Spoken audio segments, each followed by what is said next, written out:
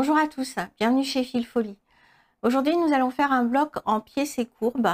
Donc, je vais vous montrer comment faire pour que les deux formes s'épousent parfaitement, qu'elles ne gondolent pas, avec la technique des épingles cette fois-ci, et en faisant une forme avec un éventail pour que ce ne soit pas deux courbes toutes simples. Donc voilà, nous allons faire cette pièce-là. Voyez, la courbe, nous allons réaliser la courbe de façon à ce qu'on ait un carré parfait, des marges de couture qui restent identiques et une courbe qui soit bien épousée. Pour rendre cet ouvrage un petit peu plus original, je vous propose de faire d'abord la pièce courbe en éventail. Donc, nous allons avoir besoin, pour faire tout ça, déjà d'un carré de tissu de fond de 12 par 12. Ensuite, nous allons découper des petites pièces comme ceci, de plusieurs différentes couleurs. Voilà, 4 en tout, on en prendra 4. Au niveau du matériel, vous allez avoir besoin de gabarits. Donc un grand et un petit, ça pour les pièces d'éventail et ça pour la courbe. Ensuite, vous allez avoir besoin d'un cutter rotatif, d'épingles, d'un crayon à tissu et d'une règle à patchwork. Voilà. Donc maintenant, on va commencer d'abord par faire nos petites parties d'éventail. Donc je vais vous montrer comment utiliser le gabarit et de façon à ce qu'elles soient strictement identiques. Si on fait des pièces, les parties d'éventail qui ne sont pas tout à fait identiques, on ne va pas arriver à faire, voyez là, en fait, exactement à cet endroit-là. Il faut que on ait toutes les pièces qui arrivent exactement au même endroit. Sinon, on n'aura pas une courbe correcte et on n'aura pas à la fin. Vous voyez, ça sera décalé là ou là, donc ça sera pas joli. Donc il faut absolument qu'on ait des pièces strictement de la même taille. J'en ai déjà coupé une, je vais vous montrer comment couper les autres. Donc j'ai fait, pour faire cette partie-là, enfin cet éventail là, j'ai découpé, j'ai tracé déjà un cercle comme ceci. Je vous mettrai ce cercle en description de façon à ce que vous puissiez le télécharger. Un cercle, et ensuite je l'ai coupé en différentes quartiers, donc des quartiers simples pour justement pouvoir avoir mon gabarit pour faire la partie sur la pièce de fond, et ensuite je l'ai redécoupé en 4 de façon à avoir les pièces de mon éventail.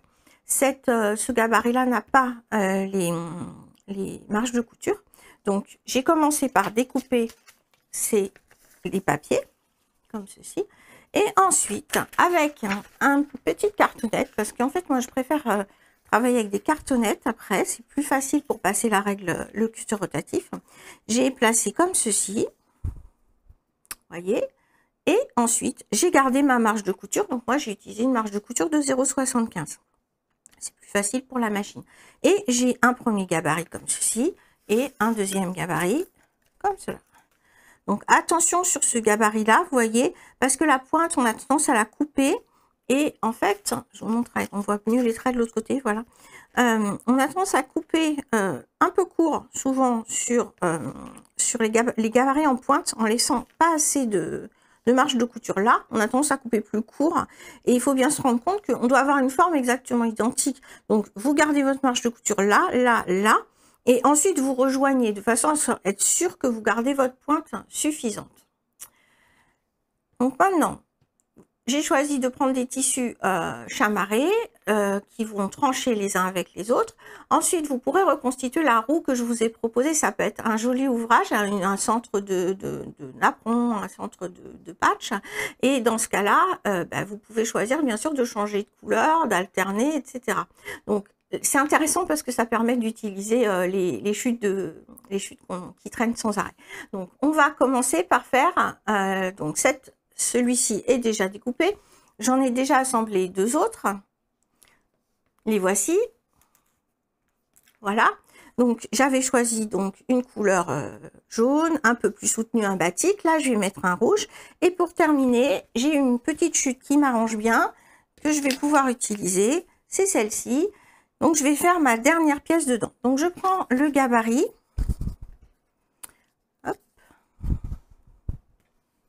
L'avantage, c'est que il va me servir, vous voyez, comme ceci. Je vais pouvoir vraiment optimiser comment dire, l'utilisation de ma chute de tissu, histoire de pas gâcher. Donc là, j'utilise au maximum le trait droit.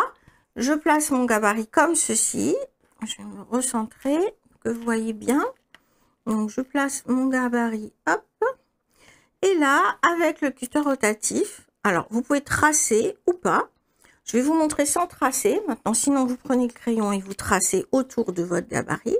Et donc, avec le cutter rotatif, je viens le long de mon gabarit. L'avantage avec une cartonnette, c'est que on n'a pas de problème on peut s'appuyer dessus. C'est pas comme une règle, bien sûr, mais on peut quand même s'appuyer dessus. Voilà. Alors, je suis pas dans le bon sens, donc je vais me remettre dans le bon sens. Hop. Selon qu'on est droitier ou gaucher, évidemment, on n'a pas la même aisance dans un sens ou dans l'autre. Donc, pour la première partie de l'arrondi, j'étais plus à l'aise dans l'autre sens. Là, maintenant, je me repositionne bien. Donc, si vous pouvez éviter de changer entre les deux, c'est encore mieux. Et là, je vais, en maintenant bien, voyez, hop, en maintenant bien avec mes doigts pour que ça ne bouge pas, je vais faire contre ma cartonnette. On sent bien, c'est l'avantage.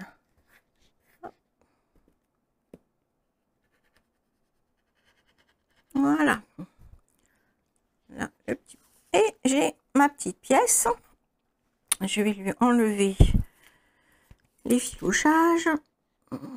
Comme c'est une chute, évidemment, elle avait vécu une vie avant. Voilà. Donc, je vérifie que ces deux pièces sont exactement identiques. Comme je vous disais, sinon, ça va poser problème pour lors de la couture. Et on va pas pouvoir arriver à joindre toutes nos pointes au centre. Donc là, hop, je suis bien. Et je peux aller coudre. Donc, on est bien sûr endroit contre endroit. Là, je vais aller placer celui-ci contre celui-ci pour continuer mon éventail. Donc là, ce qu'il faut bien faire, à ce à quoi il faut bien faire attention. Comme on a des pièces qui font exactement la même taille, on se cale sur le haut. Voilà, comme ceci. On est bien calé là. Et donc, ensuite, on va bien aligner nos pointes. Et il faut qu'on arrive exactement au même endroit que le précédent pour qu'on ait ce centre qui soit bien réalisé. Vous pouvez mettre des épingles ou pas. Moi, c'est relativement petit comme pièce et donc j'ai pas forcément besoin de remettre des épingles. Ça va faire un petit peu gondoler si j'en mets, donc je préfère ne pas en mettre. Vous pouvez aussi utiliser des pinces magiques, mais bon, là on va faire sans. Vous allez voir, on va bien maintenir la pièce et on va voir à la machine à coudre comment on fait tout ça. Donc me voilà à la machine à coudre. Je vérifie que j'ai toujours mes deux pièces parfaitement superposées. Et je vais piquer avec ma marge de couture de 0,75 que j'ai utilisée pour créer mes gabarits. Et je vais piquer, hop, comme ceci. Je ne vais pas aller trop vite parce que on va faire doucement pour l'instant. Et c'est parti. Donc je garde bien ma pièce droite. J'y vais doucement, je maintiens les deux l'une sur l'autre et on va pouvoir aller comme ça petit à petit jusqu'à la pointe qu'il faut bien maintenir pour pas qu'elle bouge.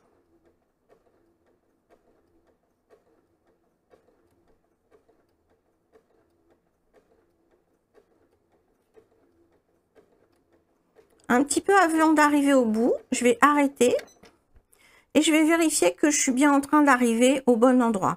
Donc si je poursuis je poursuis ma couture, on voit que je vais bien arriver là à ma pointe, donc je peux continuer. Ça veut dire que mes pièces seront bien alignées. Je tiens toujours bien ma pointe, mes deux pointes, pour que surtout elles ne soient pas, elles se décalent pas quand on arrive sur la fin, ce qui peut arriver parce que c'est tout petit à la fin. Et voilà.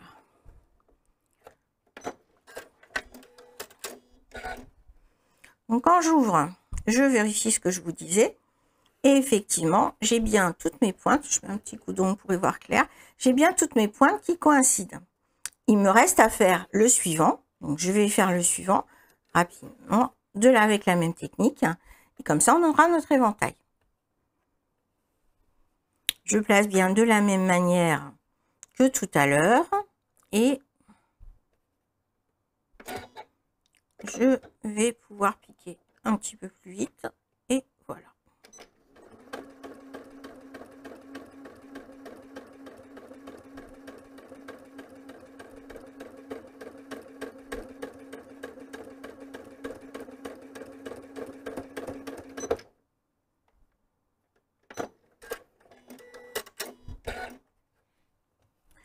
J'ouvre et je vérifie et on se rend compte qu'on a bien notre, encore un petit coup d'ongle, on a bien toutes nos pointes qui arrivent au même endroit et on a encore notre marge de couture.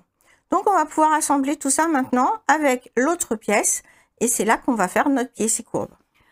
Alors il faut mettre un petit coup de fer pour être tranquille et avoir des dos bien propres pour ne pas gêner ensuite quand on va appliquer les épingles et qu'on va coudre déjà ces deux morceaux qui sont pas naturellement destinés à s'assembler. Donc on repasse pour avoir un dos bien propre et on écrase. Là les coutures on peut les mettre toutes dans le même sens, ça sera pas gênant, il n'y a pas de problème à inverser ou à alterner le sens des coutures. Maintenant, donc, on va commencer par reporter notre gabarit sur le carré de fond, de façon à lui faire à créer la même forme que celle qu'on vient de créer, et ensuite pouvoir les épouser.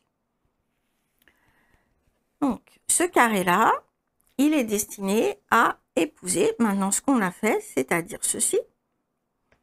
Voilà. Il va falloir veiller à bien aligner tout ça. Donc, on va commencer par mettre notre gabarit, donc vous vous souvenez qu'on a coupé avec nos marges de couture, et on va garder 2 cm. Alors pourquoi 2 cm? Parce qu'en fait on va avoir besoin quelque part de on va avoir notre marge de couture donc de 0,75 et on va avoir aussi un petit peu de marge parce que on est quand même sur une contrainte de tissu qui fait que ça peut être problématique. Donc, je pose le gabarit, je laisse 2 cm là. L'avantage avec le tapis de coupe, c'est qu'on voit bien.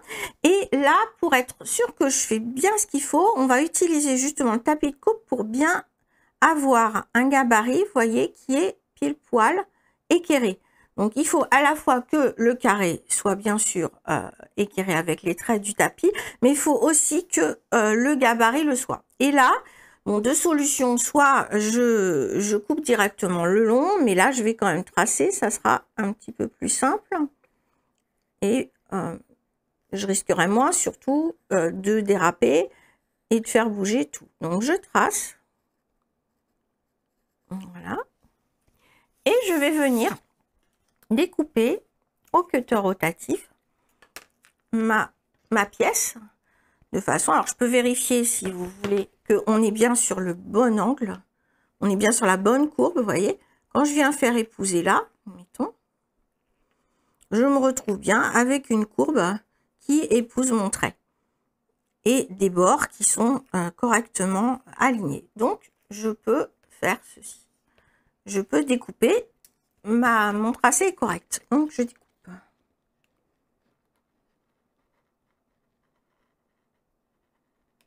J'y vais doucement. On pourrait prendre un cutter rotatif un tout petit peu plus petit. C'est vrai qu'il est gros pour faire ça. Plus c'est petit, plus ça va être maniable dans l'angle, bien sûr.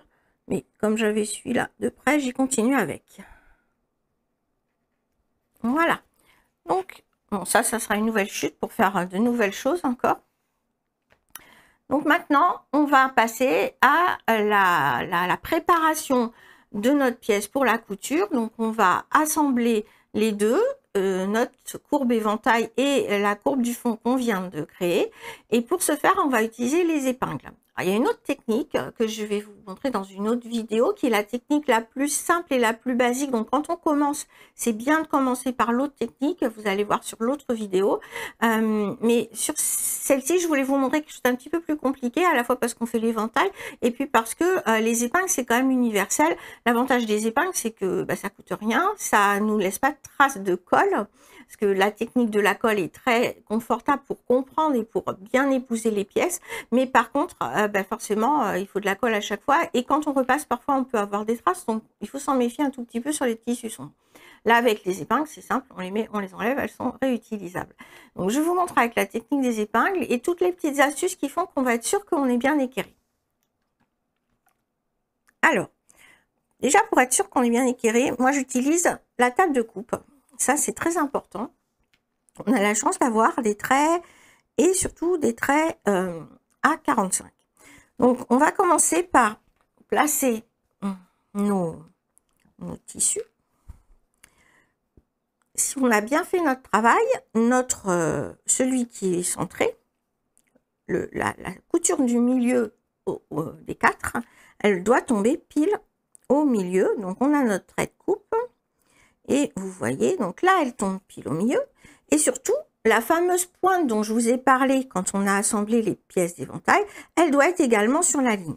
Donc là, quand on regarde bien, on a la couture du milieu qui est bien sur l'angle. L'angle du tissu qui est bien là.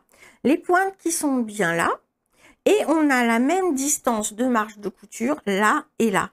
Et ça, c'est très important parce que si on n'a pas cet alignement-là, en fait, eh ben, forcément, on va se retrouver avec quelque chose de travers. Et même si on a pris un peu de marge, vous vous souvenez, on a pris 12 alors qu'on aurait pu prendre que 11,75.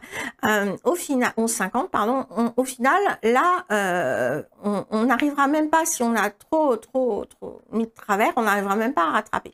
Donc là, on est bien parce que on a effectivement tout est bien d'équerre. Donc là, maintenant, ce qu'on va faire, c'est qu'on va mettre un petit trait sur notre pièce de fond, comme ceci. Là, on n'a pas besoin de mettre de repère, étant donné qu'on a notre couture qui va nous servir de repère.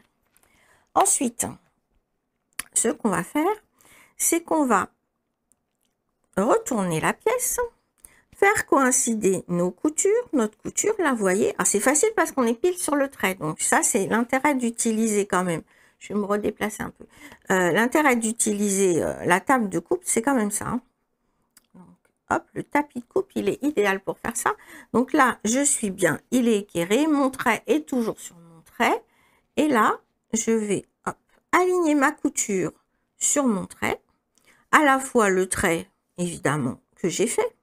Et le trait qui est ici. Et ensuite, en maintenant là, parce qu'il ne faut pas le décaler, je vais aligner mes pointes, qu'on voit avec la couture, bien sûr, sur le trait également. Et là, je mets une première épingle. Comme ça, je fixe bien tout et j'ai validé mes repères. Voilà.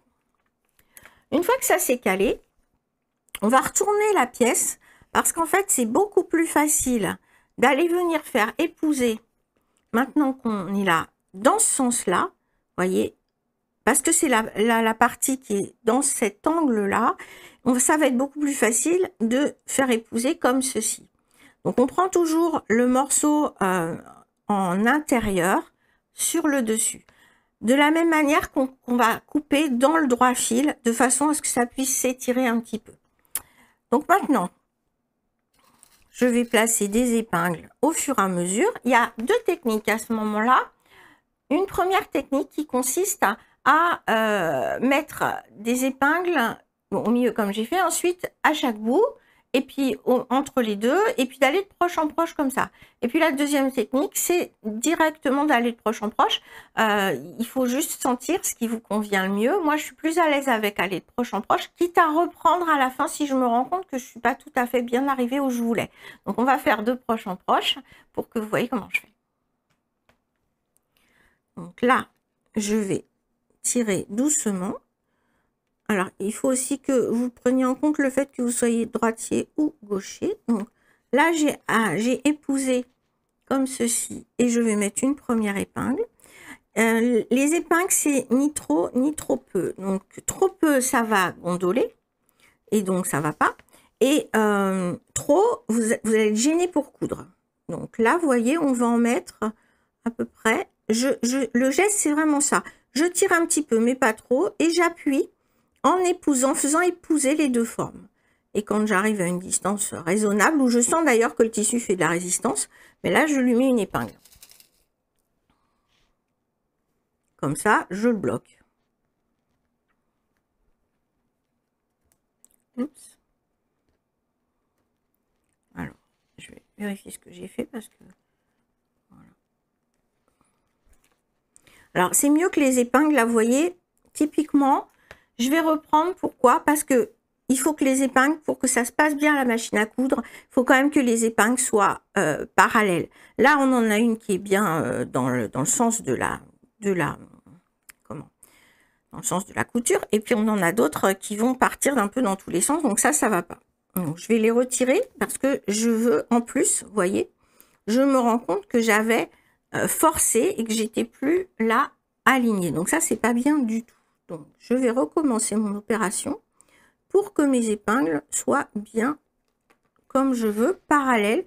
Donc, je vais suivre la forme, mais pas un coup à droite, un coup à gauche, parce que ça va me gêner quand je vais faire la couture, la piqûre à la machine. Alors, quand vous commencez, il y a quelque chose qui peut être fait qui aide beaucoup, c'est de coudre à la main. Parce que vous allez sentir ce que vous faites au niveau du tissu. Moi, au début, c'est comme ça que j'ai fait. Alors, il y a la technique de la colle qu'il y a dans l'autre vidéo, mais il y a aussi le fait de coudre à la main, de façon à ce que vraiment on arrive à sentir le tissu, comment il bouge en fait. C'est ça le truc. Parce qu'il faut vraiment qu'il épouse. Donc, voilà. Alors, on y va de proche en proche, on n'hésite pas, de toute façon, à reprendre à la fin. C'est pas grave. Le but, c'est que à la fin, on soit bien, mais il est possible qu'on ait besoin de reprendre petit à petit des épingles qu'on aurait mis et finalement qui ne seraient pas aussi bien qu'on aurait voulu. Alors, je vais vous montrer sur la deuxième partie comment faire. Là, je fais sur la table et je vais vous montrer comment faire en l'air, dans les doigts, parce que c'est aussi une technique où il y a des gens qui sont plus à l'aise avec. Quand on arrive au bout, on va en mettre deux plus proches pour bien être sûr qu'on est bien au bout et qu'on tient le bout surtout. Parce que si le bout n'est pas tenu, on va le coudre un peu de travers et on n'arrivera pas à garder notre marge de couture correcte. Donc là, je me tourne un peu pour être plus à mon aise au niveau de mes doigts, mes gestes. Et vous voyez, là, je fais vraiment épouser pour que ça soit normalement parallèle à l'autre tissu. Et je la mets vraiment à la toute fin. Hop, voilà. Voilà. Donc là, elle est bien parallèle. Alors, il faudra bien veiller à, quand on pique, vous verrez, à aplatir pour surtout pas faire de fronce. Là, on se rend compte qu'on est un petit peu loin du tissu. Donc, je vais reprendre, je vais redéfaire mon épingle et je vais épouser un petit peu mieux que je ne l'avais fait. Et c'est là où, dans les mains, dans les doigts, ça peut être plus facile que sur la table.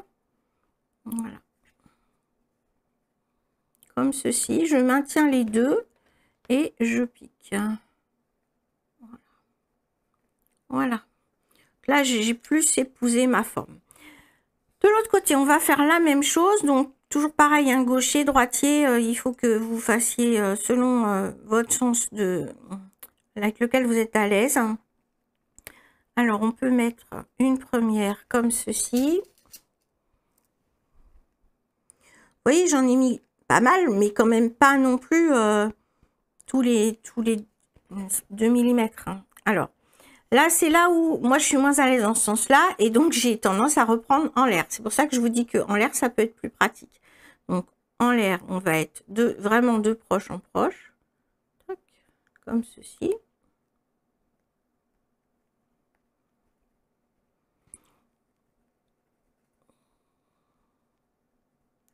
Et j'épouse, voilà, sans appliquer sur la table. Vous pouvez sentir mieux les choses comme ceci. De toute façon, cette technique de pièces et courbes, il faut arriver à sentir ce qu'on fait. Au début, c'est pas du tout naturel, hein, les pièces sont pas du tout destinées à s'épouser, vu qu'elles ont une forme inversée. Mais il faut que vous sentiez. Donc, vous voyez là, quand on fait en l'air, sans se poser sur la table, c'est pas du tout le même... on n'a pas le même ressenti, en fait. Voilà, j'avance avec... c'est pas le même geste, vous voyez, entre mes mains, que celui que j'avais tout à l'heure. Là encore, avec la colle, c'est pas du tout pareil. Et je pense que pour commencer, c'est plus simple quand même.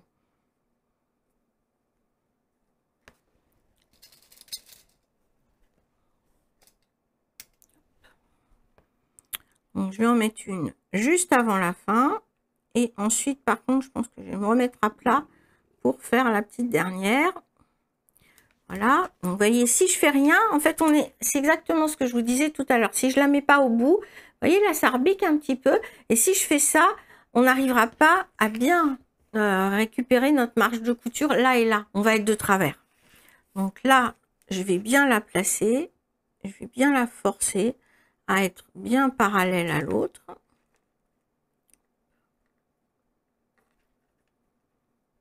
C'est un tas de petits trucs qu'il faut tenter, sentir, se tromper, évidemment, c'est le principe, pour arriver ensuite à quelque chose de bien propre. Je pense que vous en jetterez un certain nombre. Enfin, vous les découserez, vous les recommencerez. Voilà. Les pièces et courbes, c'est pas naturel de toute façon. C'est pas les pièces sont pas destinées. Voilà. Donc ça y est. On est bien, on est toujours... Alors, on vérifie quand même qu'on n'a pas tout déformé, hein, parce que sinon, ça va pas marcher.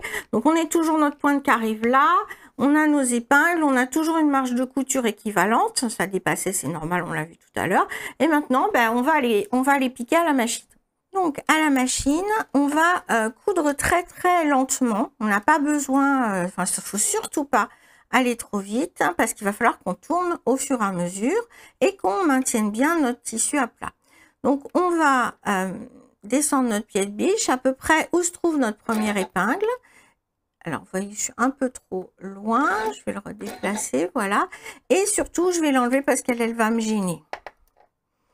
Et là, je vais piquer. Et donc, on va y aller vraiment tout doucement et on va appliquer au fur et à mesure le tissu. Et on va faire tourner les épingles comme ceci. Voilà. Donc, on y va tout doucement. Il faut toujours qu'on soit parallèle. On peut éventuellement... Alors, enlever les épingles, c'est un peu contraignant si on veut le faire. Moi, je les laisse. Mais il faut y aller tout doucement, tout doucement. Voilà. Alors là, vous voyez, on arrive... Hop, je le mets bien à plat. Parce que on arrive à des zones où il y a plus de tissu. Je tire un peu mon épingle. Je garde toujours bien droit, bien parallèle à mon pied de biche. Et je conserve bien sûr ma marge de couture tout du long. Voilà. Un travail minutieux, mais qui se passe bien quand on va doucement et surtout qu'on a bien préparé le travail. Parce que là, ça ne laisse pas la possibilité d'improviser cette couture-là. On arrive au bout, c'est là où ça va être un petit peu plus délicat parce qu'il faut qu'on tourne bien pile. Voilà, hop. Mais on va bien être bien, hop. Voilà, parallèle. Voilà.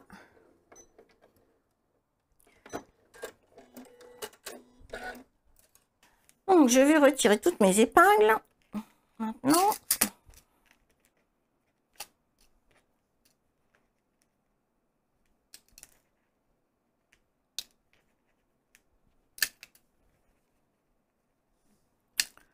Voilà. Et j'ouvre ma forme qui donc a épousé exactement le petit coup d'ongle. Ça permet d'y voir plus clair avant de passer au fer à repasser. Donc on vérifie déjà si on n'est pas complètement déséquilibré, ce qui peut arriver surtout quand on commence. Donc je le remets pareil, hein, j'utilise mon tapis de coupe. Je vois que mon morceau est resté bien équilibré et que j'ai toujours mes pointes qui sont sur mon trait de coupe. Donc là, il va me rester à repasser et ensuite à retailler bien sûr mon carré à la taille voulue en vérifiant bien surtout que je garde ma marge de couture au niveau de ma pointe. Donc je repasse et je vous montre comment recouper le carré pour qu'il soit définitif. Alors pour repasser c'est pareil, il y a 2-3 petites choses à savoir pour bien arriver à faire que la forme s'épouse encore mieux. Donc l'idée c'est de rentrer dans la courbe comme ceci par le milieu et ensuite de tourner comme ceci. Et là, vous allez avoir une courbe qui est parfaite.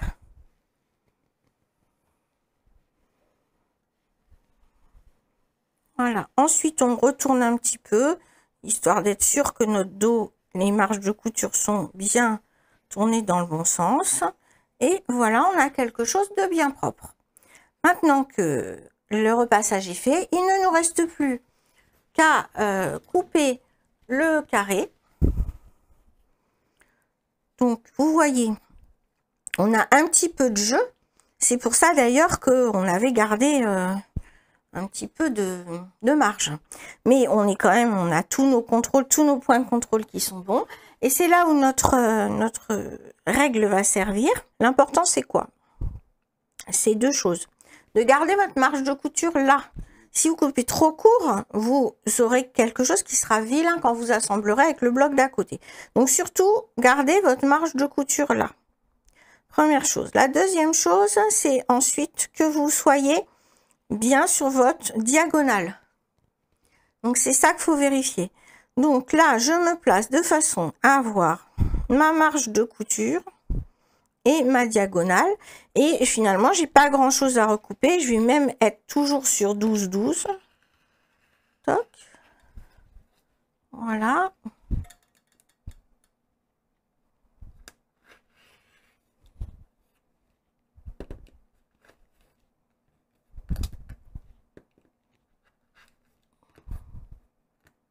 Voilà.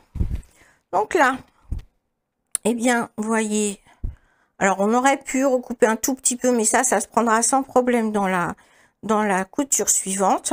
Mais on a une courbe qui est parfaitement épousée. On a des marges de couture qui sont identiques. On a nos pointes partout qui sont respectées. Donc, bah, c'est bon. On a notre bloc de éventail et courbe qui est terminé.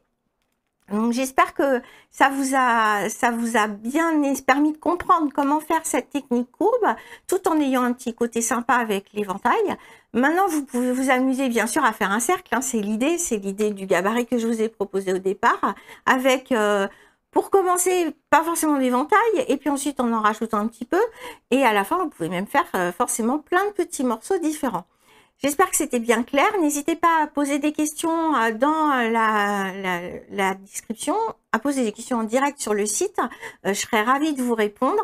Et je vous dis à bientôt pour de nouvelles vidéos et de nouvelles démonstrations. Au revoir.